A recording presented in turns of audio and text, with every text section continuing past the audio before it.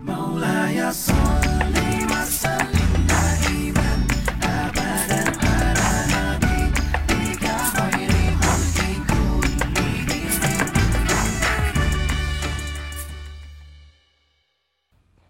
أعوذ بالله من الشيطان الرجيم.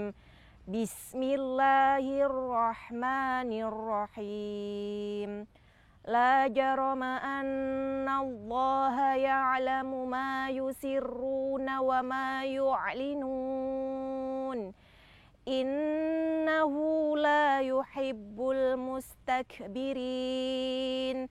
Artinya, tidak diragukan lagi bahwa sesungguhnya Allah mengetahui apa yang mereka rahasiakan dan apa yang mereka lahirkan.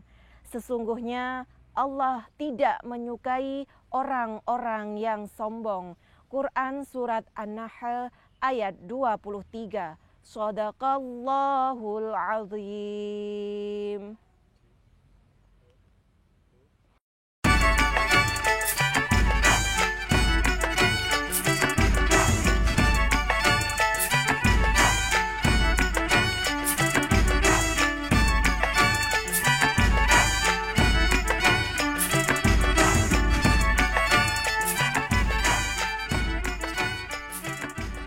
Assalamualaikum warahmatullahi wabarakatuh. Waalaikumsalam warahmatullahi wabarakatuh. Selamat pagi adik-adik yang ada di rumah. Luar biasa, senang sekali kita kembali berjumpa dalam program Cahaya Pagi. Buka mata, buka hati, yuk ngaji yuk. Yuk. Adik-adik di rumah, piye kabare? Sehat yo pasti yang ada di rumah. Nah, kita menyapa dulu nih. Di samping saya sudah ada Kak Rika dan juga Mulia. Kak Rika dan Mulia, apa kabar? Alhamdulillah, aku sehat Kak Tania. Alhamdulillahirabbil alamin. Adik-adik yang ada di rumah juga senantiasa sehat dan dalam lindungan Allah. Amin amin ya rabbal alamin.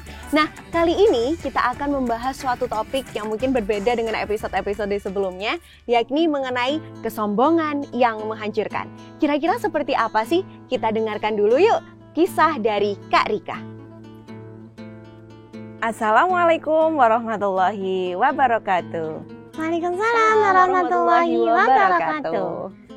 Ya apa kabare? Sehat-sehat toh? Aku sehat aku. Sehat semuanya. Yang Mulia di sini, Sehat. yang ada di rumah, Sehat ya, Rek? sehat semuanya. Kalau sudah sehat berarti kita harus mengucap Alhamdulillah. Alhamdulillah. Alhamdulillah. Hari ini Kak Rika bersama Mulia jumpa lagi dengan teman-teman di Cahaya Pagi. Kita mau dengar kisah dulu. Tunggu. Tunggu apa? Aku mau cerita. Kenapa? Kok sedih gitu? Apa Ini aku nang sekolah loh, Kak. Kenapa? Aku kan tasku tolong. Tasnya bolong. Terus koncoku ikut tasnya anyar. Aku diilokno. Dilokno gimana? Nulia tasnya tolong. Arek gak iso tuku. Oh, dilokno ngono. Aku sedih. Nggak usah sedih. Apa yang kita punya harus disyukuri.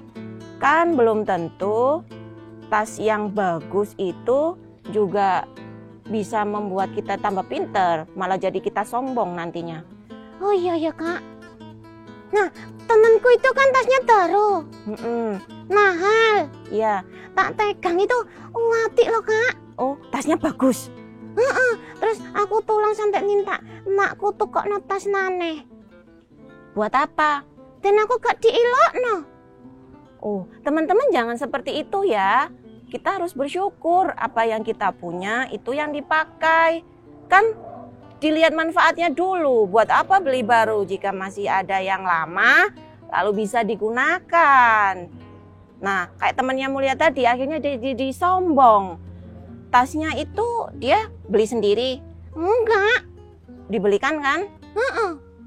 Terus jamnya taruh. Sombong juga. Suka nggak sama teman-teman yang sombong? Gak suka aku. Nggak suka? Gak seneng. Nggak suka ya, nggak seneng ya teman-teman. Nah, ada di dalam Al-Quran sebuah kisah di surat Al-Kahfi ayat 36 sampai 44. Ada beneran?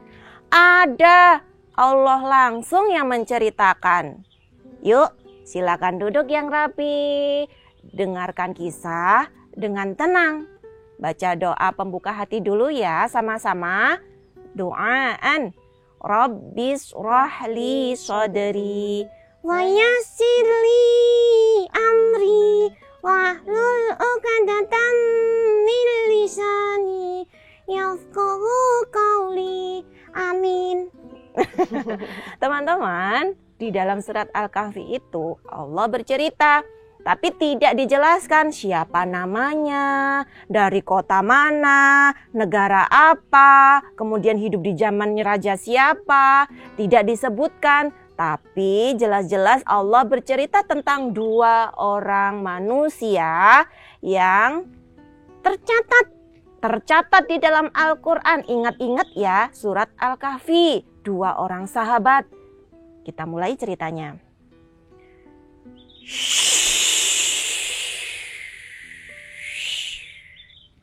Angin bertiup dengan sepoi-sepoi. Ada seorang memakai baju yang bagus, duduk di tepian kebun. Dia pun menikmati buah anggur yang manis. Dia senang sekali melihat kebunnya yang begitu subur dan luas. Datang satu orang pria dengan baju yang sudah lusuh.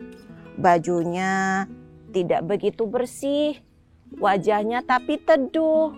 Dia datang dan menyapa orang yang kaya tadi. Assalamualaikum sahabatku. Lama kita tidak bertemu. Siapa ya? Aku sahabatmu yang dulu kita bekerja sama. Tapi sekarang aku sudah tidak punya lagi harta. Oh, iya sini duduk. Longgo. Dia dipersilakan duduk dan kemudian sahabat yang miskin tadi bercerita bahwa semua kebunnya sudah dijual, disedekahkan untuk kemajuan Islam. Tapi dia tidak memiliki sisa sedikit pun, sehingga dia datang kepada sahabatnya untuk meminta pekerjaan. Temanku, boleh tidak aku bekerja di kebunmu? Aku mau mencangkul, aku bisa mengairi kebunmu. Tubuhku masih kuat, apa aku bisa melamar pekerjaan di kebunmu? Si kaya pun menjawab, Wah, makanya aku kan sudah memperingatkanmu. Kalau punya duit jangan dihabis-habiskan. Sekarang kamu tidak punya apa-apa. Masa uang yang kita bagi 2 dulu kamu berikan ke orang-orang miskin, kamu berikan buat beli kebun tapi nggak kamu urus kebunnya, kok malah dikasih ke orang. Lihat aku, sekarang aku jadi orang kaya. Lihat itu, kebun kurmaku. Buahnya itu lebat sekali. Tidak ada satupun pohon yang tidak berbuah. Semuanya itu gantian kalau masak. Tidak ada satu celah. Makanya setiap musim panen aku selalu beruntung. Sana, rene delok niko. Iku ana wit kebun. Kebun iku lho. Iku lho sing iku lho. Sing endi? Iku lho. Kebun anggur. Anggure melenos-melenos. Legi. Gak ana sing nandingi kebunku. Delon tengah-tengah kebun ana kaline buwening. Wah, kebun-kebun wong-wong gak ana sing kaya nggonanku. Mangkane nek duwe dhuwit ojo digawe blonjo gawe wong Islam kabeh, disimpen. Ojo seneng sedekah. Deloken iku lho aku. Saiki awakmu deloken kere. melarat, njaluk-njaluk kerja nang aku. Wah, gak mbois blas. Ngene wis. Awakmu kan wis tau dadi wong sugih. Nek engko awakmu tak dadekno pekerjaku engko iki mbok jupuki. Engko iki mbok dol kabeh. Gak usah. Daripada iki engko mbok dol kabeh kebunku. Waduh, coto aku. Aku gak duwe apa-apa. Sahabatku, ini semua kan milik Allah. Kau dapat harta dari Allah. Harusnya kau bersyukur. Enggak. Ini semua hasil pekerjaanku, hasil keringatku. Bukan hasil dari Allah. Oh, aku tadinya nggak punya apa-apa kok. Tak belikan tanah, tak belikan kebun, tambah. Ini hasil pekerjaanku. Bukan pemberian Allah. Enak aja. Sahabatku, ini milik Allah. Kau tidak ingat, kita harus banyak bersyukur. Kau harus masuk ke dalam kebunmu dengan mengucap Masya Allah dan La ilaha illallah wallahu akbar. La haula wala quwata illa billah. Jika tidak, maka Allah akan mengambil semuanya. Ingat, ini milik Allah. Gak percaya? Ini kan hasilku. Berarti gini, Allah itu sayang sama aku. Makanya aku dikasih semuanya. Karena aku pandai berhemat. Aku pandai membelanjakan hartaku. Tidak seperti kamu. Sahabatku, kalau begitu, aku tidak akan menjadi pekerjamu. Lebih baik aku hidup miskin daripada aku ikut denganmu, tapi kau kufur nikmat. Ya sana, pergi. Dasar orang miskin. Dikasih tahu malah ngeyel. Wes, biarin. Si miskin pun pergi dan si kaya pulang ke rumahnya, tidur nyenyak di rumahnya. Ketika malam, semua orang di perkampungannya lari. Kok Tisha? Oi, angin, melayu kabeh, ayo selamatkan diri. Semua orang keluar dari rumah berteriak-teriak. Mereka mencari tempat untuk berlindung dari sapuan angin badai. Tapi berbeda dengan si kaya. Ia tetap tidur nyenyak di rumahnya.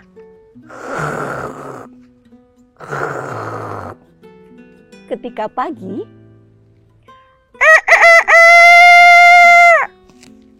dia terbangun dari tidurnya. Dia bingung. Rumahnya habis. Semua barang-barangnya tersapu oleh angin dan badai. Dia teringat kalau dia punya kebun. Dia pun berlari sekencang-kencangnya, sampailah di kebunnya. Dia pun bersujud menangis sejadi-jadinya. Ngono Kak Rika. Bisa jadi dia menangis meraung-raung meratapi semua pohonnya habis. Tidak ada satupun yang tegak berdiri. Semuanya rusak, semua buah-buahannya hancur lebur terkena angin badai.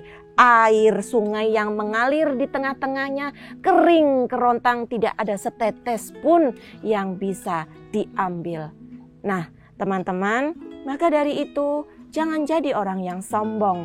Ketika si kaya tadi tambah kaya, itu bukan bentuk cinta Rahman dan Rahimnya Allah, tapi itu adalah istidraj. Apa itu? Istidraj itu adalah bentuk ujian dari Allah, diuji tentang kesenangannya. Siapapun yang menumpuk hartanya terus-menerus, maka dia akan terus menghitung-hitung kekayaannya. Seperti si orang kaya tadi, dia terkena istidraj, semakin ditinggikan Allah, semakin naik, semakin kaya, kemudian sama Allah dihancurkan sehancur-hancurnya. Ingat teman-teman, sombong itu adalah sifatnya setan.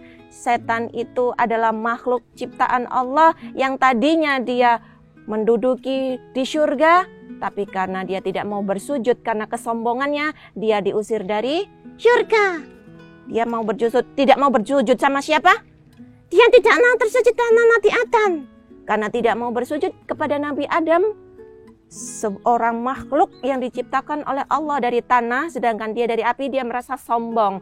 Maka dari itu jangan pernah sombong. Ucapkan Masya Allah, la haula wa la quwata illa billah. Semua isi bumi ini adalah milik Allah. Jangan sekali-sekali Syondong. Ingat ya Rek, ajak syondong.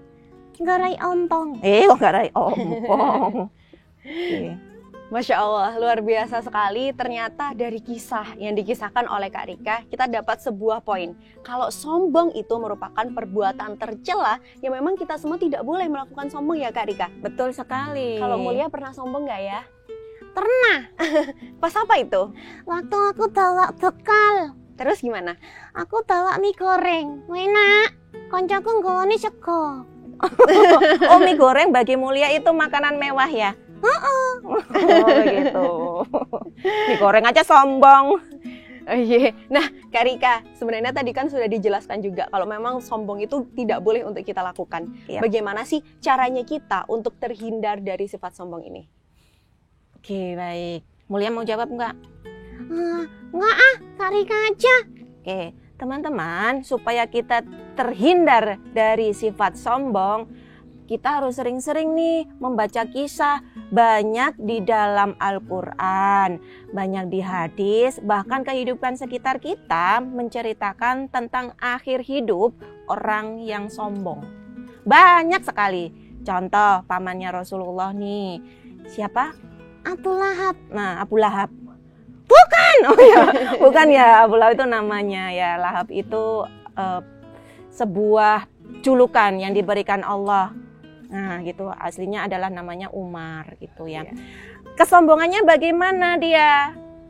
Dia itu karena kaya di kalangan kaum Quraisy, kemudian dia merasa orang yang terpandang. Kenapa? Bukan nabi dari keluarga dia yang terpilih, malah dari keturunan saudaranya, dari keturunannya itu Abdullah. Dia merasa iri tuh, padahal dia lebih kaya, kemudian dia punya power gitu ya. Tapi Allah menghabiskan hidupnya Abu Lahab itu secara mengerikan. Abu Lahab matinya, dia tidak dikubur teman-teman. Suatu ketika karena dia memang suka mengadu-ngadu domba gitu ya, ngomongnya itu sok-sokan, dan dia itu dipukul sama tantenya Rasulullah pakai kayu. Terus kemudian sakit, akhirnya sampai keluar bau yang tidak sedap, tidak bisa diobati, kemudian anaknya juga tidak mau berkunjung, tidak mau dirawat. Bagaimanakah matinya Abu Lahab? Abu Lahab membusuk di rumahnya, tidak ada yang mau merawat, dan orang-orang menggali di samping ranjangnya Abu Lahab, dan tahu nggak, hanya digulingkan, mayatnya digulingkan gitu, pakai kaki ranjangnya supaya terguling, pluk gitu. Ya Allah saknoi. Nggak ada yang kasihan untuk orang-orang yang sombong. Ingat, seperti Fir'aun juga, sombongnya bagaimana? Ditenggelamkan oleh Laut Merah. Dengan air yang sama yang membawa Musa, Allah menenggelamkan di Laut yang Merah. Dia menganggap dirinya Tuhan. Nah, bagaimana terhindar dari sifat yang sombong itu tadi? Jangan meniru orang-orang yang sombong. Banyak-banyak kita membaca Masya Allah. Kita memuji kebesarannya Allah. Karena tidak ada satupun sesuatu yang kita dapat atas izinnya Allah. Ingat. Dan kita tambahkan dengan kata-kata la haula wala quwata illa billah. Supaya kita selalu ingat Allah, maka setiap melakukan sesuatu dimulai dengan basmalah dan diakhiri dengan hamdalah, rasa syukur. Kalau kita tidak bersyukur adalah awal dari sebuah kesombongan. Jangan sampai kita nanti istidroj, itu ya. Salah satu kunci juga ya agar kita terhindar dari sifat sombong adalah kita senantiasa untuk ingat bersyukur kepada Allah. Tadi baca apa sih Mulia? Kok saya lupa ya? Yang tahu Kak Rika? Oh iya, Masya Allah. Wah, sudah hafal ya adik-adik yang ada di rumah juga pastinya hafal dengan satu kalimat penting agar kita senantiasa bersyukur yakni Masya Allah. Nah, Masya Allah. Kak Rika, kita masih ada beberapa pertanyaan dari adik-adik yang ada di rumah. Gimana sih pertanyaannya dari adik-adik yang ada di rumah? Kak Rika mau tanya, apakah sombong itu berdosa? Oke, nah itu tadi Kak Rika pertanyaan dari adik kita yang ada di rumah. Apakah sombong itu berdosa sih Kak? Matur suwun, pertanyaannya boys, apik tenan loh. Heeh, Rek, kok pinter ya takone? Apakah sombong itu berdosa? Teman-teman, ada yang tahu tidak kisahnya Korun? Dia itu sahabatnya Rasulullah loh. Suatu hari dia datang ke Rasulullah untuk meminta nasihat. Ingat, minta nasihat aja. Dia itu selalu datang ke masjid tepat waktu. Kemudian dia membantu Rasulullah untuk membersihkan masjid. Suatu ketika dia itu bosan dengan hidupnya yang miskin. Bertanya kepada Rasulullah, bagaimana Rasulullah supaya aku bisa kaya? Aku tidak bisa memberikan nafkah kepada istriku. Aku tidak bisa memberikan makanan enak kepada anakku. Kami sering berpuasa, wahai Rasulullah. Senin makan, Selasa puasa sampai hari Jumat. Bagaimana caranya, wahai Rasulullah? Kemudian Rasulullah memberikan saran, teman-teman. Rasulullah memberikan saran untuk dia merawat sepasang kambing. Gimana suaranya? Si kambingnya dirawat, kemudian bertambah banyak. Dia lupa kalau kewajibannya ke masjid tidak pernah dilakukan. Suatu saat sahabat-sahabat datang untuk menagih zakat. Dia diingatkan tentang zakat. Kau sudah kaya, wahai Korun, kuncimu sangat banyak gitu. Bagaimana kau tidak pernah membayar zakat? Akhirnya apakah yang terjadi? Bumi bergoncang, semua kekayaannya tertimbun, tidak ada satupun tersisa. Kalau bisa dia minta, dia ingin kembali seperti dahulu. Maka dari itu, kalau sudah terjadi sesuatu diminta kembali milik Allah, kita tidak akan bisa meminta kembali seperti semula. Contoh, Gimana Kak Rika? ketika kita punya sahabat, lalu kita sering sombong, kita tidak bisa menjaga lisan. Kita langsung mengucapkan sesuatu yang menyakiti hati mereka, lalu mereka sakit hati, terus kalian ditinggal oleh teman-temannya. Teman-temannya mau tidak berteman? Gak mau lah. Mereka tidak akan mau berteman lagi. Kalian akan dijauhi karena sifat sombong kalian. Maka dari itu, untuk mencari teman-teman yang bisa kita ajak kebaikan, kita harus jaga-jaga diri. Tidak boleh sombong. Itu semua milik Allah. Rezeki yang kalian punya, tas, sepatu, sepeda, itu dari orang tua. Orang tua itu dari Allah. Maka bentuknya bersyukur. Ya, ingat. Jadi boleh nggak sombong? Bisa nggak? Dosa nggak? Dosa lah. Ingat, dosa ya. Sombong itu adalah sifatnya setan. Dan siapapun yang meniru setan, maka dia dilaknat sama Allah. Nah, kalau itu tadi sudah membahas tentang bahwasanya sombong itu merupakan perkara yang dosa ya Kak Rika. Iyalah. Nah, kita tenang, masih ada satu pertanyaan lagi loh Mulia. Oh, Excited ada sekali lagi? ya? Iya Ya dong. Orang iki yo. Kita dengerin dulu ya pertanyaan dari adik-adik yang ada di rumah. Kak Rika mau tanya dong, apa hukuman bagi orang yang sombong? matur nuwun. Pertanyaan ini coba pernah nggak? Masih ingat nggak?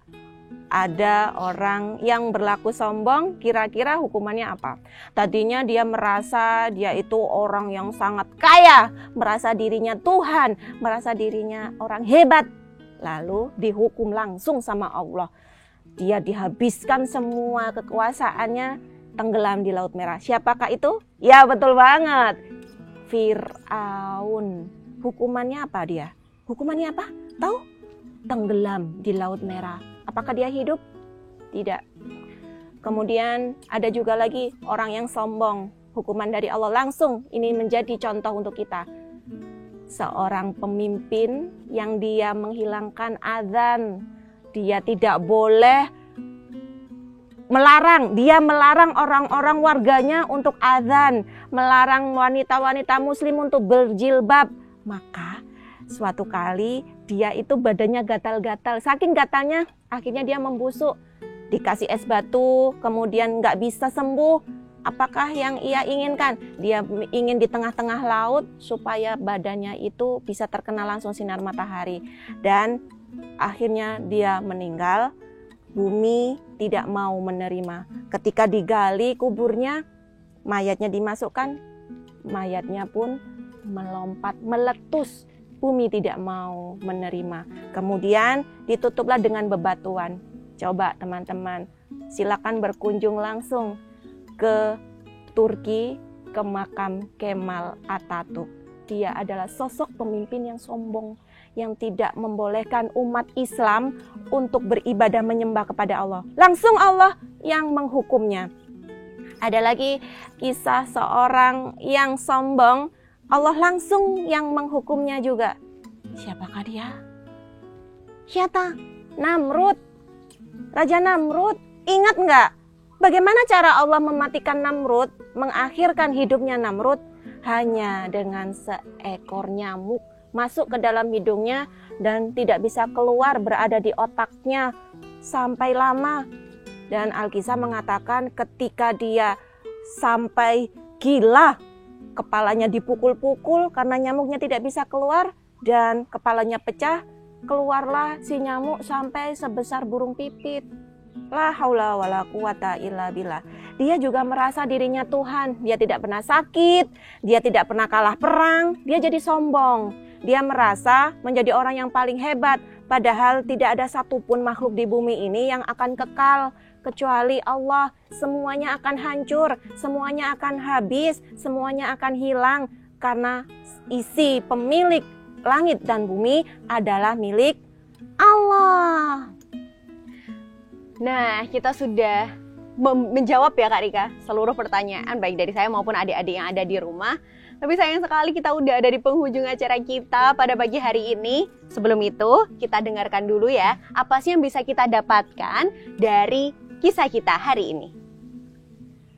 Hari ini kita mendapatkan ibroh dari banyak kisah tentang orang-orang yang sombong. Yuk teman-teman, supaya tidak istidroj, supaya Allah semakin sayang kepada kita, maka banyak-banyaklah mengucap Masya Allah. Melihat sesuatu yang bagus, melihat sesuatu yang cantik, ganteng, ucapkan Masya Allah. La haula wala quwata illa billah. Jangan lupa kalau sombong itu adalah sifatnya setan. Jangan mau berteman dengan setan. Luar biasa sekali topik kita hari ini tentang sombong. Adik-adik ingat ya, kalian semua tidak boleh untuk sombong, dimanapun, kapanpun, sama siapapun tidak boleh untuk sombong. Akhir kata, saya sedikit punya parikan untuk adik-adik dan pemirsa yang ada di rumah. Nang Surabaya tuku batik, ojo lali, mampir, nanggone wisata. Sombong iku duduk perkara sing apik. Kalau punya nikmat, bersyukur dan ucap Masya Allah solusinya. Nah adik-adik terima kasih sudah menonton Cahaya Pagi hari ini. Sampai jumpa dan wassalamualaikum warahmatullahi wabarakatuh. Waalaikumsalam warahmatullahi wabarakatuh.